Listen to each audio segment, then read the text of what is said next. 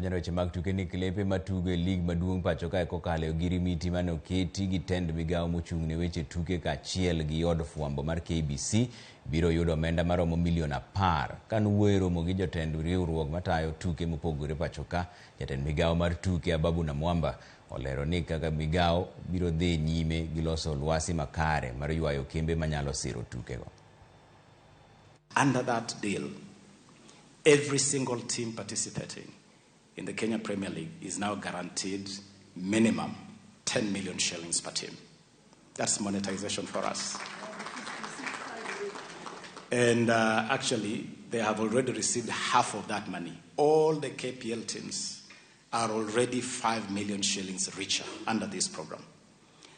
Total, it doesn't matter where you finish on the log, whether you finish position 1 as league champions or position 18 and relegated, you will receive 10 million shillings under this initiative.